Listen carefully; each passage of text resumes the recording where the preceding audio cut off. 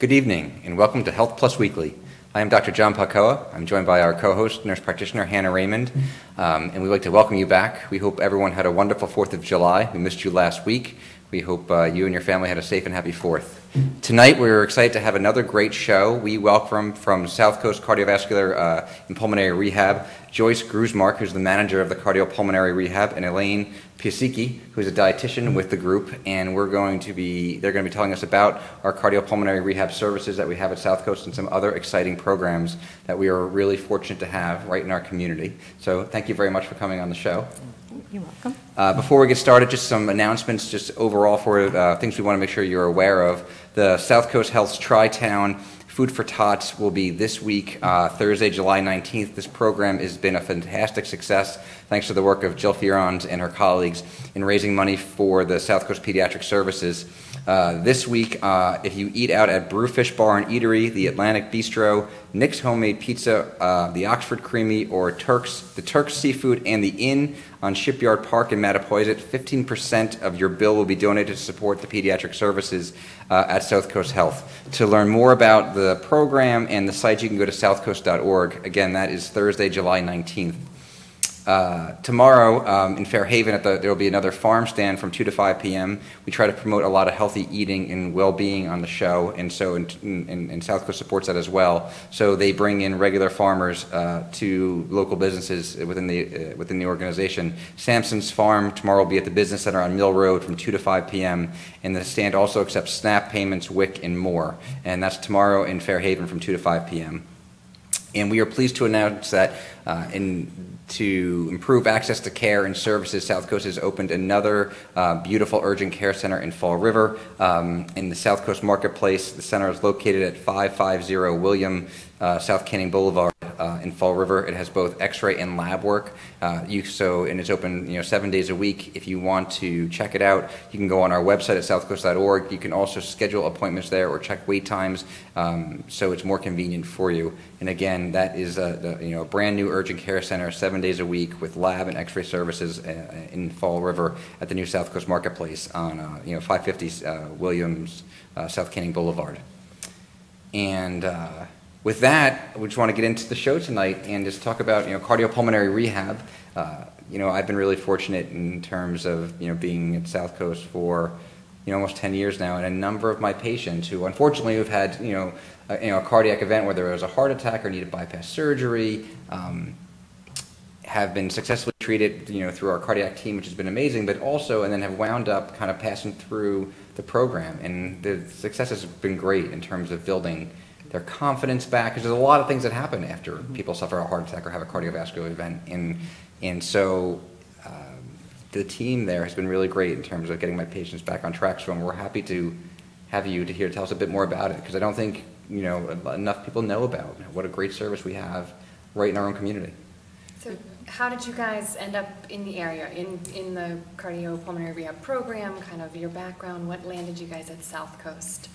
I'm a physical therapist by trade, okay. So my first job was in a hospital that had many programs, and one of them was cardiac rehab. Mm-hmm. So I got to do that, and I really enjoyed it there. And when I came to Southcoast, my boss had mentioned, so what are you going to bring to us from Brockton Hospital? And that's when we started the cardiac rehab program here at Southcoast. So you've been here since day one with the program? Been here since day one, wow, yes. We're yes. honored. That's great. Are you from the area here? I'm from the area, yes. Great. So you came home from Brockton. Right. Good. Oh, that's great. Elaine, what about you? Well, I'm from Cranston, Rhode Island. Okay. And I started at Southcoast Hospital actually as just a part-time per diem job. Okay. I was filling in for someone's maternity leave. And then I was offered a position in the cardiac rehab program to, do 1 day a week of, teaching nutrition classes. Great. Probably not recommending a lot of the restaurants in Cranston to your cardiac rehab patients, I imagine. Right. It's not a bad spot to be in. Oh, that's wonderful. So we're so happy to have you both. So when we say cardiopulmonary rehab, what does that mean? How is it different from physical therapy, or how is it different from kind of some of the other things that people might be familiar with? Well, cardiac rehab is basically for patients who have undergone some type of cardiac surgery, some cardiac event, some cardiac procedure, and and how it differs from rehab is we're really a multidisciplinary team. So we have many different disciplines that work in the program. We have RNs who are advanced care life support trained. Okay. We have exercise physiologists, we have dietitian, Physical therapists. physical therapists, we have respiratory therapists, so it's a multidisciplinary team, and our team has been together for quite a long time. We have pretty well-seasoned clinicians, so we've learned so much from each other, you know, and how to care for patients in this type of problem. Because it really is you need a team to tackle the Yes, problems, as we know all too well, kind of in primary care as well. Oh, that's great. So, where are the locations of the programs? Okay, Fall River, the location is at on North Main Street at the Narragansett Mills, 1565 North Main Street. That's probably our largest program. We have a big medical fitness program there, which we'll talk about later. St. Luke's is right in St. Luke's Hospital on the first floor. And Toby Hospitals is right in their outpatient department on the first floor. So one in each of the... That's in the core markets, that's great. So Wareham, New Bedford, and Fall River. Yes. Excellent. Yep. And how do patients, you know what I mean, like what type of patients make their way into your program typically? Well, we see most of the procedures are done at Charlton. So we have a nurse who goes over to Charlton every morning and sees all the patients who have had any type of procedure or a heart attack, surgery. She sees them and talks to them about the program, and then the surgery patients get booked an appointment right then and there. Okay. Yes, so that's for cardiac rehab. Pulmonary rehab, we do the same thing. If someone's admitted with a diagnosis of a exacerbation of their disease or a flare-up, we go and see them and talk about the program and give them information, and so when they're ready, they can give us a call and join. Good. So you touched on a couple different kind of populations for who the programs would be appropriate for. So people who have had cardiac surgery, so that would be a stent place, but then also like a valve replacement too, like they do? Okay, yes. so and any open heart surgery as well? Yep, the bypass. The bypass surgeries, yep. And so chronic lung disease or an exacerbation of a chronic lung disease in the hospital, who else would be, appropriate or a candidate or should think about it? Yes, for our cardiac rehab program, we also see people who have stable angina, which is chest pain. If they're stable and don't really need a procedure, then we see them. And also heart failure patients. So have to meet a certain criteria for the heart failure, but that's something fairly new that we've started, which has been great. Pulmonary is patients with COPD, basically, which is emphysema, asthma, and they have to meet a certain criteria to be in the program also. But we also see patients with other, like restrictive lung disease or some other like pulmonary fibrosis. And, yes. Okay. Yep. Great. So. And then what about outside of that? So peripheral artery disease. Peripheral so that's artery a little disease. bit new. Yes, that's our new program, and that's for patients who have symptomatic. What do you call peripheral arterial disease, or intermittent claudication, which basically is when they walk a certain distance, they don't get enough oxygen supply to their legs, and they end up getting cramps in certain muscles with their legs, depending on where the blockage is. And so that program is geared towards those patients. And then the medical health. The medical fitness program is really for graduates of our 2 or 3 programs now that we just mentioned, and also for patients who may have completed series of visits to physical therapy and really feel they still need supervised exercise. So maybe they have back pain or total knee replacement or whatever, they can also join our program and continue their exercise. Okay, great. That's wonderful. And is this for patients with newly diagnosed disease or people who've had disease for a while and then kind of are nervous and want to, is it? Oh, the medical fitness? And for all the programs, actually. Is it people with like newly diagnosed heart disease, or is it someone who's had heart disease in the past but is just perhaps wanting to get more physically active? Can they come into the program as well, or how does They could join the medical fitness program. Cardiac rehab, it has to have been a recent event or a recent surgery or with angina or heart failure. It doesn't have to be recent. It just has to be kind of acting up or just, COPD, we get people who have had lung disease for years and, are so deconditioned, but now they decide they finally want to do something about it, and join the program. Great. So can people contact the program directly, or how do they kind of get connected outside of the hospital? Right. Patients need a referral from their physician, so hopefully they will ask that physician for a referral, or we request one for the people we've seen in the hospital. But for patients who hear about it on their own, they need to just discuss it with their physician. So if somebody tonight felt like, okay, maybe Right. you could qualify and benefit for it, they would need a referral from their Right, primary discuss, care. yep, Okay, yes. great.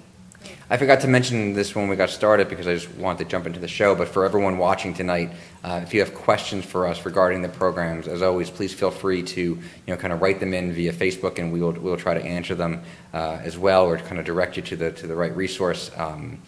And also, if you have general medical questions, we always reserve the right. We'd like to answer those as well. So Hannah and I usually will hold those to the end, but We didn't please tell make you sure. that, did we? That we Yeah, asked yeah. We have one comment here from Kathleen saying that she has done the pulmonary program at St. Luke's, and it's an awesome program, so that's great. So what can somebody expect? So you've had cardiac surgery, and you're referred to the program. You show up on day one. What does it entail? So for cardiac rehab, pulmonary, and the PAD program, the first visit is with a clinician, one-on-one, for a pretty lengthy interview to get to know all their risk factors and what we need to work on. So is that a cardiologist or a cardiac surgeon, or what type of? No, it's one of us, our clinicians. Okay, yes. okay. It can either be the RN, the PT, great. the respiratory therapist, it could be any of us. And we get a good history on the patient, find out what medications they're on, and then we come up with an individualized treatment plan for them. What's going to be best for them. Do they need strengthening? Do they need more aerobic exercise, that type of thing. Great. Then they join the program. The first exercise session, cardiac rehab patients are placed on a telemetry monitor, and the telemetry, the EKG is watched throughout the whole time with us. They do some group warm-ups together, about 10 minutes of warm-ups before the class, and that's when they really get to interact with each other. And then they go to different pieces of equipment for varying lengths of time. So, and depending on what they need, maybe the treadmill's best, maybe walking's best, maybe bike riding. So we kind of plan that out for them. At the end, they have another 5 to 10 minutes of cool down exercises, and then everybody goes into education class. So, Elaine, I bet you that's where you guys education. Nutrition, That's my piece of it. Okay. The education, so I work there one day a week to do the nutrition education. So on Wednesdays, we have some sort of nutrition class. So there's different topics. Oh, good. So for example, today we focused on the food label. And, the group is great because they all participate. Yeah. How many people typically? It can vary. Yeah. Sometimes, we may have 6 people in the class all the way up to 15 to 20 people. Wow, that big. Yeah. Yeah, because the group education, sometimes it's a combination of 2 of the exercise classes together. But each week we do different classes. We do classes like on diabetes. There's another class on modifying recipes to make them heart healthy. Okay. But like the bottom line of it is we want people to enjoy the food that they're eating. Yeah. So if you have favorite foods, favorite recipes, we show them how to modify it so they can still enjoy it, where it's heart healthy but it tastes good. Oh, that's great. Yeah, so because recognizing it's a long-term change, so you can stick with it. Exactly. Good. Right. And it's about making lifestyle changes. Something that's going to be permanent.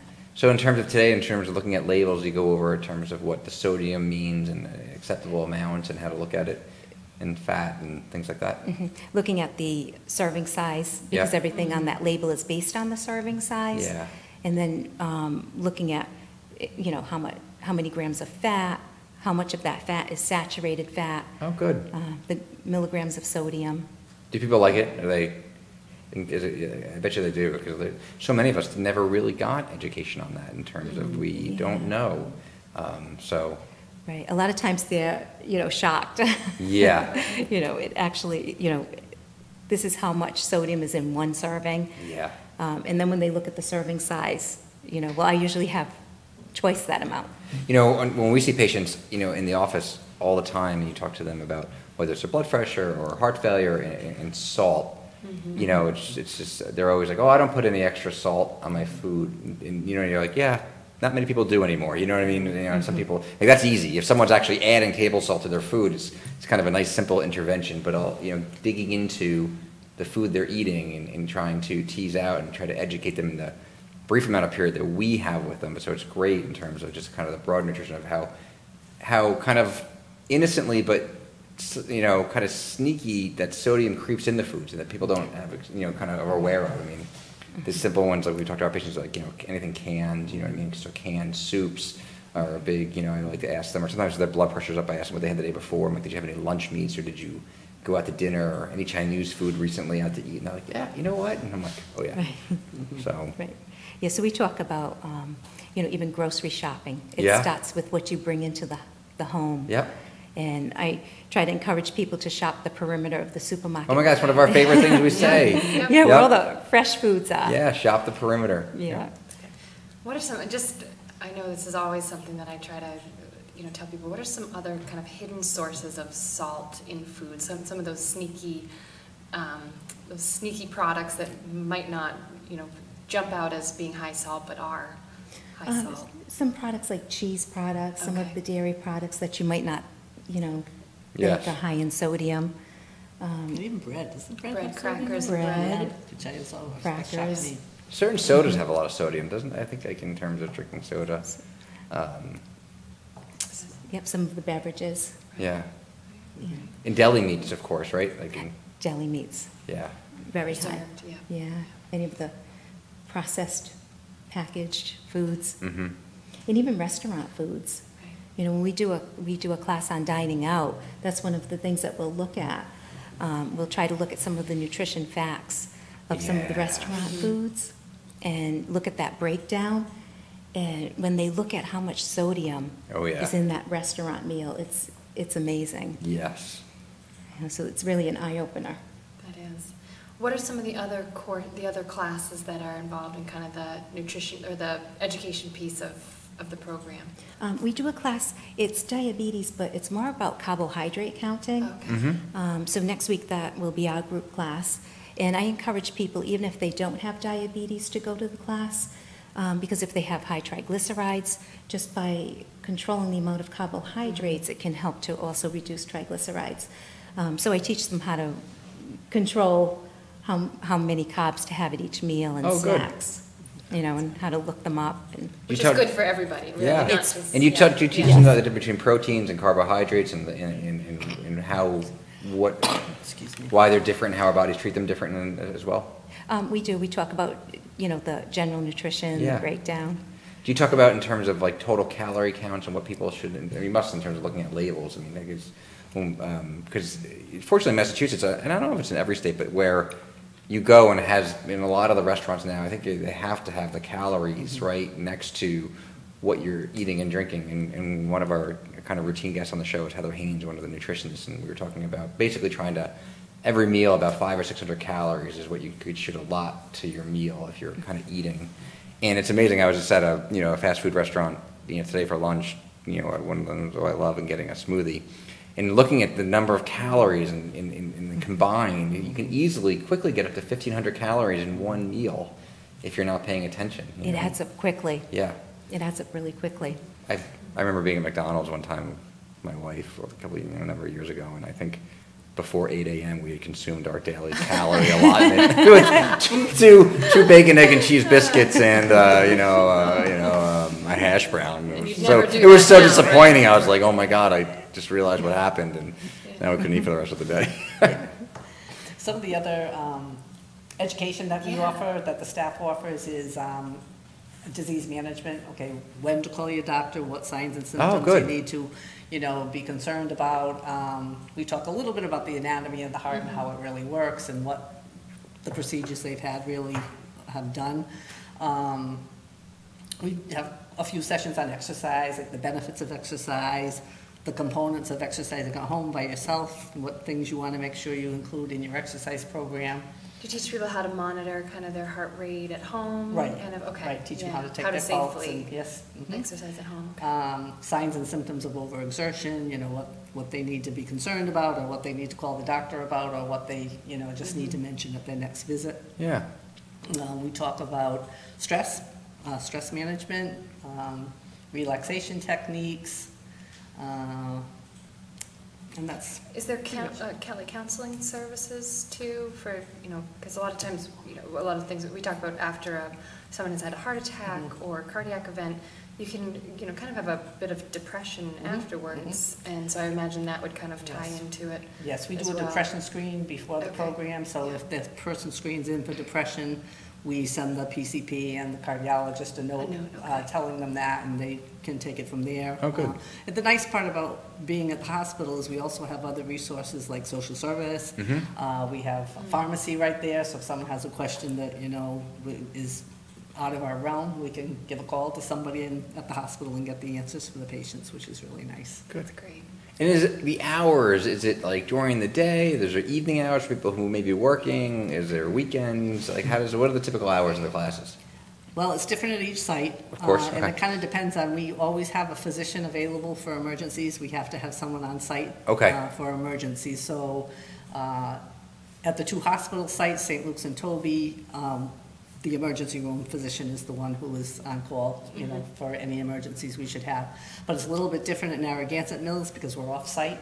So we need to have our hours the same as what the cardiologists that work in that building, what their hours are. So that kind of limits the early morning hours. But patients have the option, if they need to go, they can go to St. Luke's, if they want early morning hours or whatever. Right. Oh, that's great. And do you work with patients whose doctors may be at Primacare or Hawthorne as well? Do they all kind of refer into the program, which is nice?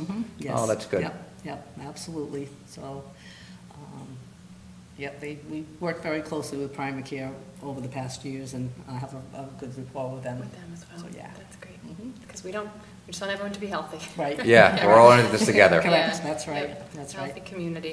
And I think it's great you kind of acknowledge that even though maybe the pharmacist isn't a part of the actual, program, but you still collaborate with them, and that's such an important part of, managing a long-term chronic disease is just everybody working together and trying to, move the patient forward in a healthy direction.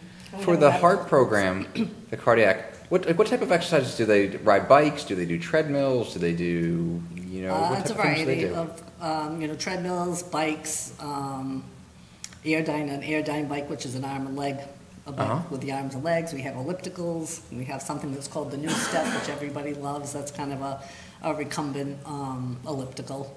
And we have an arm bicycle, wall pulleys, which is for strengthening. We do strengthening exercises, especially for our pulmonary patients. It's a big part of the program is strengthening. As that, they tend to lose their strength early on in the disease. So, how long do people stay in the program? Or is there a defined period, or is it based on what your need is? In some cases, it's based on insurance coverage. Oh, okay. But for the most part, the patients are in the program for about 11 weeks. So, oh, wow. Yeah, so almost 3 months. A little over a couple months. Oh, great. Yeah, so which gives them time to build their confidence and increase what they're doing. We don't have to feel like we're being rushed to get them through the program.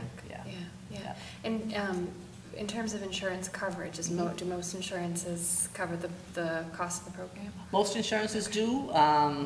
When we get the referral, we check with the insurance company. We also tell the patients they should really check with their own insurance company, but we do call and get authorization and see, some insurances require a copay, but we find that out for the patient and let them know, and then they get to make the decision whether they feel like they can afford it or not. Good.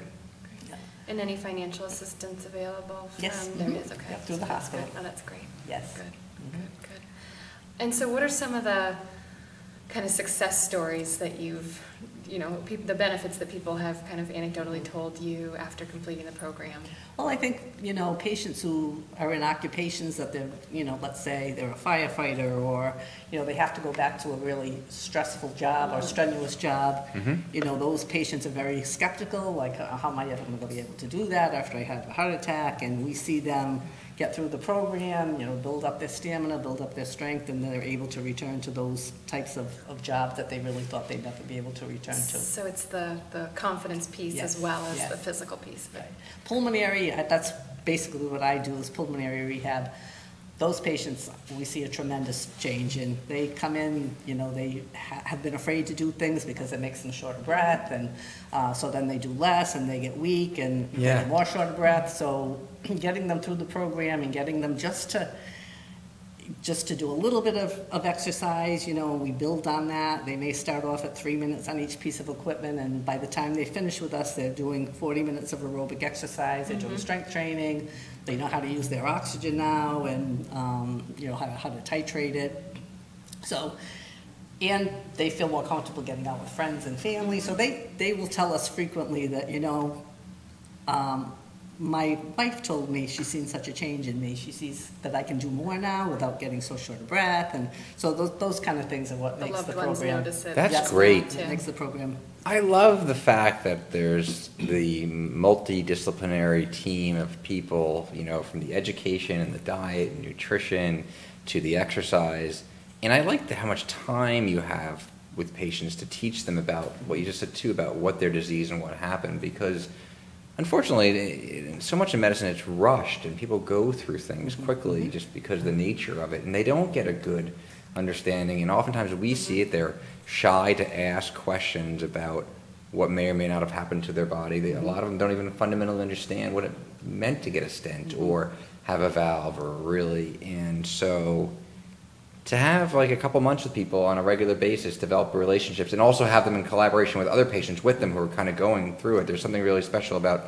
that group dynamic, I think, right? In terms of patients sharing their stories and supporting one another, and just, you know, being able to open up a little bit probably and admit what they don't know, and you know, and of course in terms of nutrition, but it must be great, you know, because I mean, the patients must love it. They probably would respond because it's so different than the typical experience that we have with a lot of medicine, unfortunately.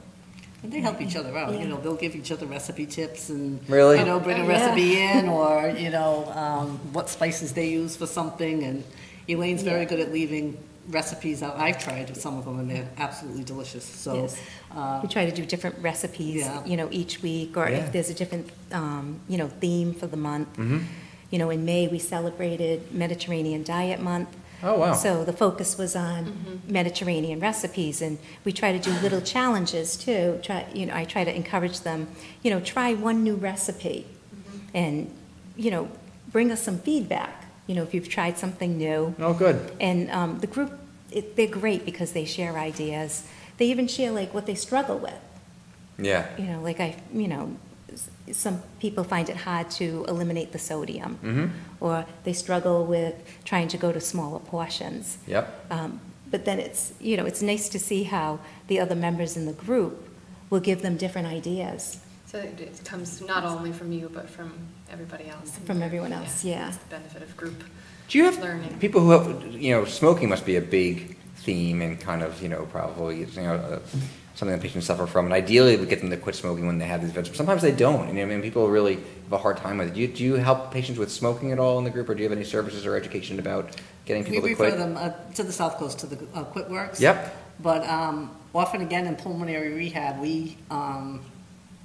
they have to have a plan before they join the program. But a lot of the time they have that plan in place, and they come into class and they talk to somebody else and that has just recently quit, and get some ideas from them, and just support. Yeah, like, you can do good. it. I did it. It was hard, you know, but the support of other people around them, and, you know, for the most part, they quit. Good. Then and there, yeah. So that's nice.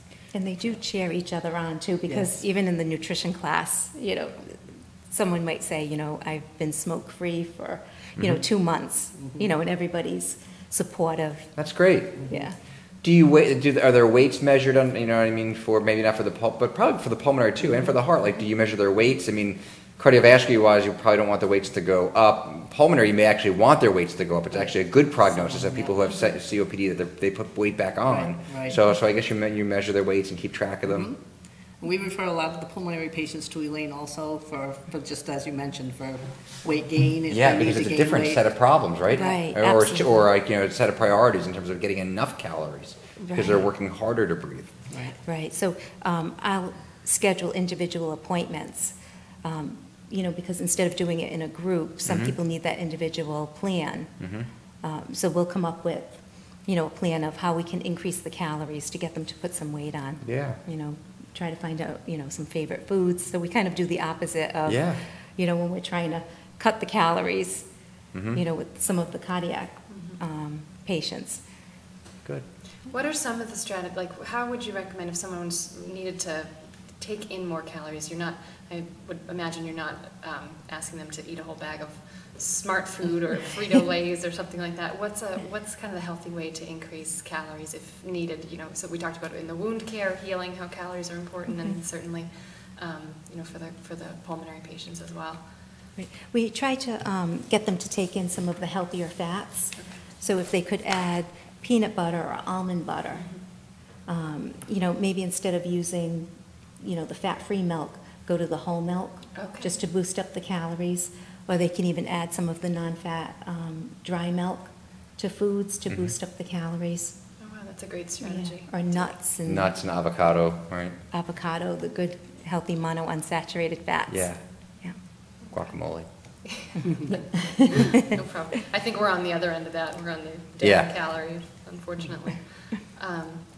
That's wonderful. So, and then something that I always have a hard time communicating to patients is about kind of like the lipid profile. What does that mean? What are each of those kind of breakdowns and specific dietary changes that people can make to impact each number? So you have the total cholesterol. You talked about the triglycerides and some of the carbohydrates. So could we kind of go through, different dietary changes we could make, like ask people to make to affect those numbers a little bit? In terms of, triglycerides.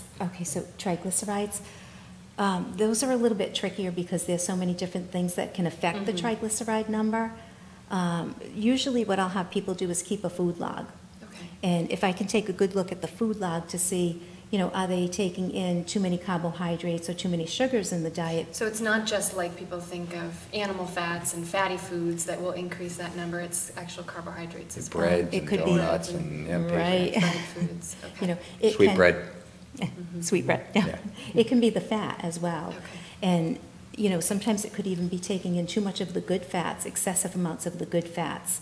That could be a reason as to why the triglycerides could be a little bit higher.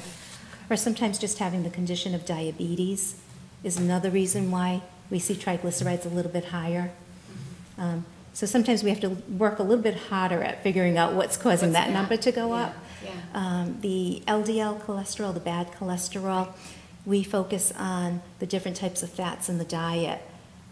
So if we look at someone's food log and we see, there's a lot of saturated fat, we would try to get them to make some changes, maybe cut back on the saturated fats and try to replace it with some of the healthier fats. What are some sources of saturated fats? What are the most common? So saturated fats would be things like chicken and turkey skins, butter, typically your solid fats. So things that are solid at room temperature? Usually, yes. Or cheese. Crisco. Yeah, Crisco, cheese. A lot of the cheeses are high in saturated fat. The coconut oil, palm oil. So a lot of the store-bought cakes, pies, pastries usually contain coconut oil or palm oil. Okay, so that's something to eliminate.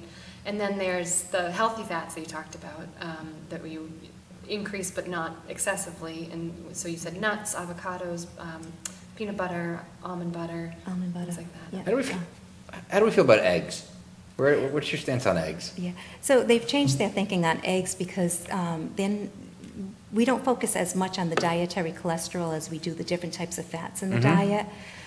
So eggs are okay to have because they contain other healthy things like the lutein for the eyes.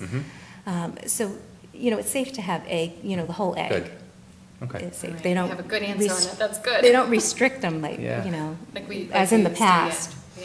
So sometimes in some of the classes, people are surprised that, I thought we couldn't have eggs. They put it on this list of forbidden foods. Right. Yeah. Or we'll talk about even shellfish like shrimp and lobster, which is high in the omega fatty acids. So it's okay to incorporate some of, these foods into a good healthy meal plan. That's great. And then there's the elusive HDL, the good fat that helps kind of protect your heart. And so that can be naturally higher in women than in men, but there are some things that we can do to raise that in terms of diet and exercise, of course. What are some dietary changes? Probably the best way to do that is through physical fitness. Through exercise. Yeah. Through exercise. Yeah. And then just incorporating the good healthy fats like the monounsaturated and polyunsaturated fats. Great. Alcohol it's a very slippery in terms of like good, bad, you know what I mean? A little bit of alcohol may increase the HDL, may improve some things, but it's also can lead to some other problems as well. So I usually kind of just try to, in terms of, do your patients ask about alcohol in terms of what do you teach them? Yes, they do ask about alcohol, and I usually have them ask their physician if it's okay with the medications that they're taking, and moderation. Okay. So we talk about what moderation is. So it would be 1 alcohol beverage for women, for a female, and 2 for a man. Yeah. Okay. Yeah. That's great. I just had a question and it just... Well, let me go through the queue here. So we have, somebody asked what kind of a doctor you are. So I am a general internist, primary care doctor, who, I specialize in taking care of adults, usually ages 17 and older. And then Grace is watching. Hi, Grace. Hello, Gracie. So that's it. All And then in regards to cholesterol, I think it's important because we get lots of questions for people watching tonight in terms of, you should know what your cholesterol is over a certain age. Certainly for men by the age of 35, you should have your cholesterol checked. Women by the age of 45, unless you have other kind of things or risk factors, you may want to check it early. So there's the total cholesterol, which is the number, and then there's the different. So the healthy cholesterol, which people are always wonder, which is their healthy cholesterol. So I always tell people it's the H for healthy. So your HDL, it should be higher. We want, so the higher that number is, the better it is for your heart because it kind of clears out the bad cholesterol and brings the good cholesterol, uses, because our body needs cholesterol to do some things in terms of build certain things. And then there's the bad cholesterol, which is, L for lousy, is always what my mnemonic was in medical school and remembering it for teaching patients. So we want the LDL to be lower, and then the triglycerides are kind of the precursors to the LDL, and so we want them as, kind of lower as well. And do you check cholesterol and blood sugars pre and post the session as well? Is there do you track blood work at all with the group of people you follow when you follow them? We track it through usually the primary through the doctors, to see, or the cardiologist. As far as blood sugars, we track them each time they come in. If they're on insulin or something that causes hypoglycemia, they will be tested before exercise, so and they afterwards, don't become hypoglycemic to make sure they're not going home with blood sugar that's too low. So in terms of some of the signs and symptoms that you tell people to watch out for in terms of exercising, so if there's a cardiac patient who had a procedure or who has heart disease or had a heart attack, and you're sending them off to exercise on their own, what are some of the things that you tell people to watch out for that would be kind of an immediate call to the emergency room or their primary care? Probably the thing we emphasize the most is the upper body discomfort, okay? So especially if it's brought on by activity, it doesn't necessarily have to be crushing chest pain or those classic things. Right, those classic things that everybody thinks. We've had patients who have elbow pain, every time they exercise they start to get elbow pain or neck pain, jaw pain. So it can really be any kind of discomfort in the upper body that comes along with activity. Yep. They need to definitely tell their physician about that early on. If it's accompanied by nauseousness and that type of thing and sweating, then they really need to call 911. They need to, and especially if that new symptom resolves when they rest. Right. That's something that we raises our antennas pretty high as well. And we go, review with them the nitroglycerin use and proper use of good. that. Yeah. Because as you said before, with somebody with angina, it doesn't mean you can't exercise. You just have to really carefully know those limits. So that's for people with known, coronary artery disease that may not be amenable to, a bypass or a stent. We don't want you to sit on the couch for the rest of your life, basically. Yep. Yeah.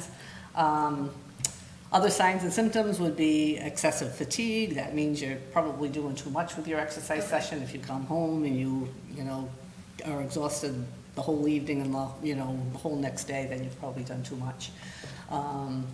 other symptoms of overexertion, maybe increase in palpitations, that type of thing, so they need to let their physician know if they're getting that when they exercise.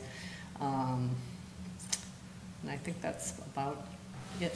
Yeah. So we touched a lot about the cardiac rehab and the pulmonary, but the two other programs, so for peripheral vascular disease or peripheral arterial disease, sometimes we hear, which is when patients have blockages in the arteries, not just around their heart, but maybe around their legs.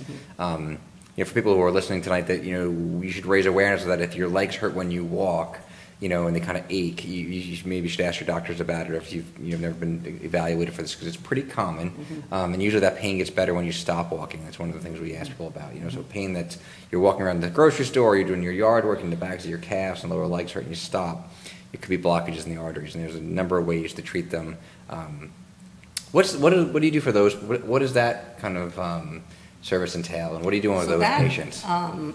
They've done much research on this area, and Medicare has finally decided they're going to pay for this type of program. They're going to reimburse because the evidence is so it's good, right? In terms very of very strong evidence, probably the strongest you can get, and it's something that should be offered to patients before they maybe decide on revascularization. So before surgery. Yes, this is something they probably should attempt to do and see if they can, because they can get years of benefits out of it. Yeah, because our bodies are amazing in the sense that if you push them, we grow new blood vessels, or we expand the blood vessels around to help deliver the oxygen.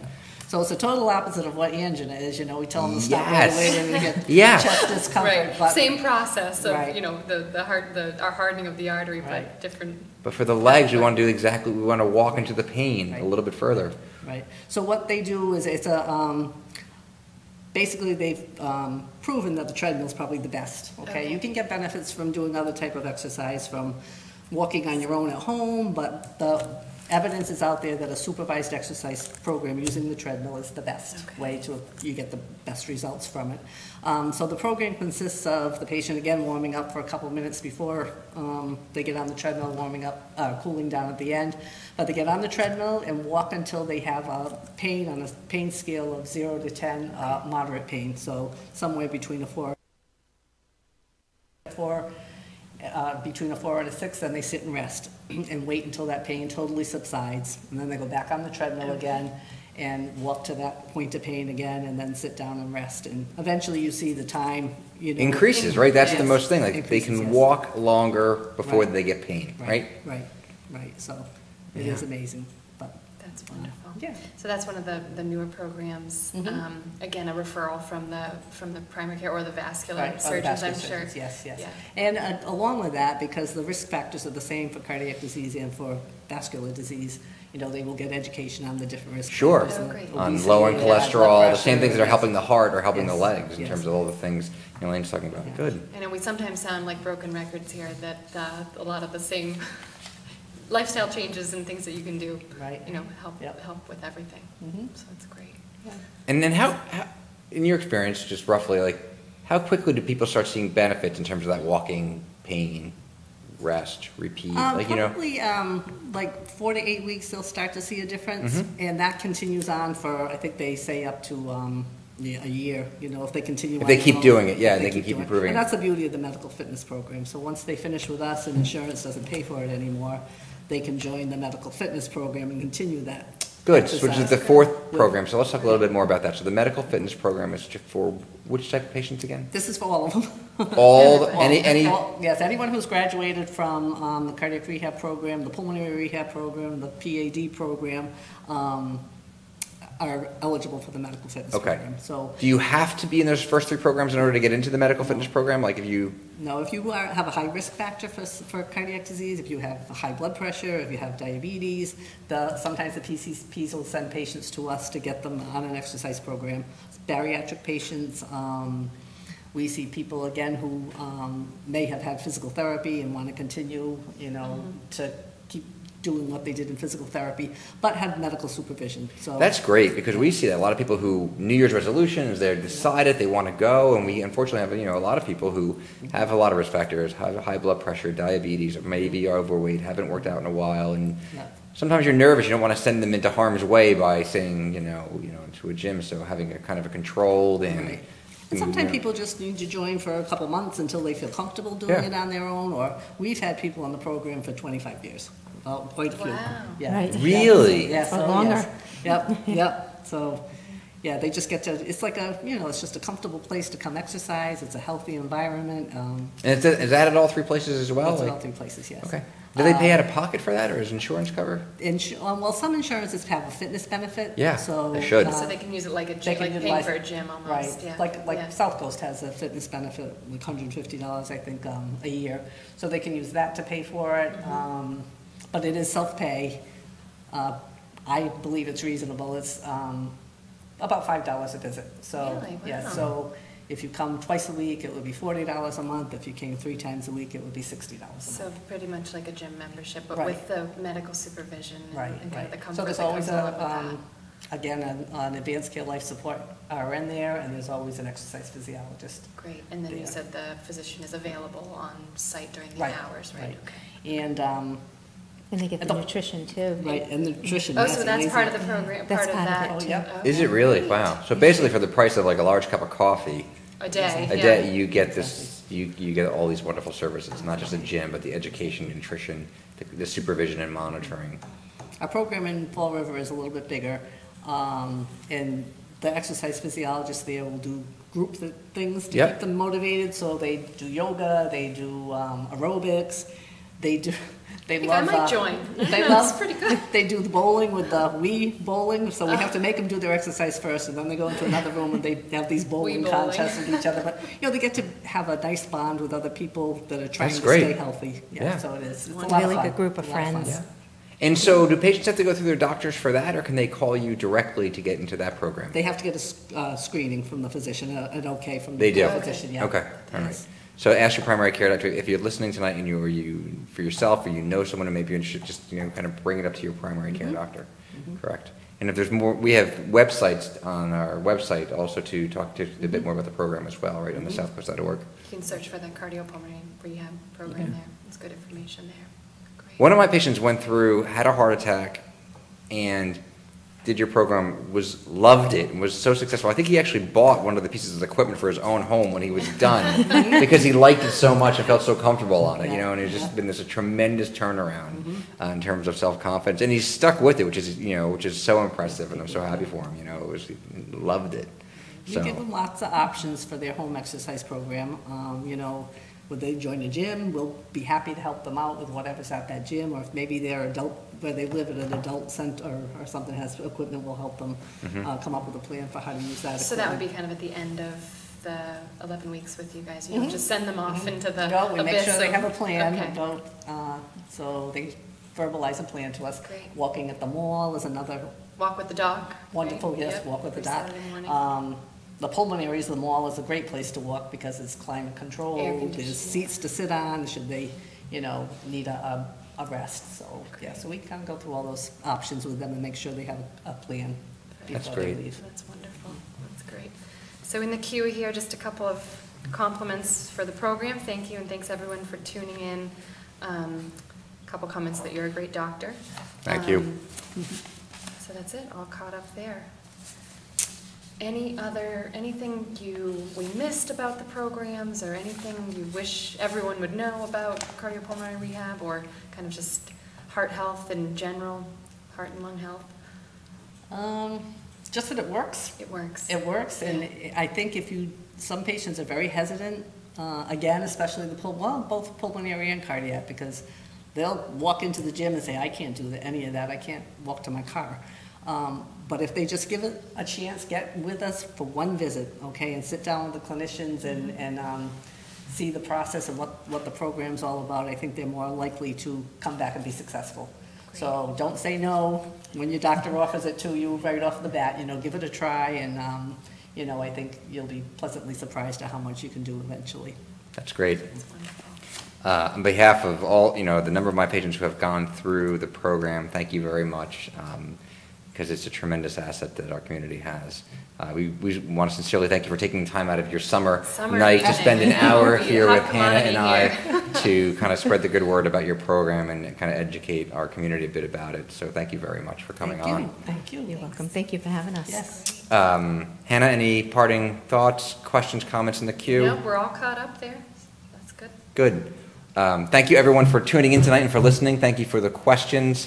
Just to recap on kind of the announcements we made earlier in the show, that this week's Southcoast Health's Food for Tots program is in the Tri-Town area. Thursday, July 19th, if you want to eat at the Brewfish, the Atlantic Bistro, Nick's Homemade Pizza, the Oxford Creamery, Turk's Seafood, or the Inn on Shipyard Park, 15% of the bill will be donated to support pediatric services at Southcoast. So please support our local restaurants and our pediatric department.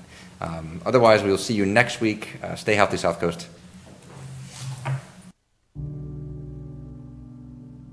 I started dancing at age 3, and I kept on dancing. I never stopped doing things. I liked to travel. I was walking in Iceland, and it was very painful.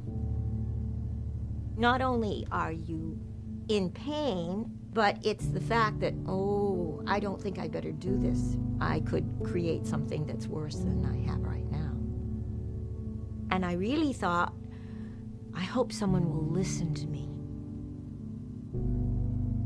And that, I think, is the most important thing. And I was asked, what would you like to be able to do? And I said, I want to be able to do everything. I want to be me. I want to be able to walk. I want to be able to climb. I want to be able to dance. And I want to be able to feel secure. Southcoast listened to me. I felt that it was my decision. I was in control of the situation. I felt a lot better about it. After the procedure, you feel liberated. You feel like you are your own person again. It's a wonderful, wonderful feeling. I've had good care. I've had people to answer all my questions. I feel secure. I've had surgery up in Boston at one point in my life. The care that I received here was far superior, and I just felt like I was home. I'm walking with a brand new hip, and it's doing very well, and I feel good. I'm back to where I want to be. There doesn't feel like I have anything that I can't do. When I was at the Jazz Fest and I heard the music and I started and I thought, you know what? I'm dancing again.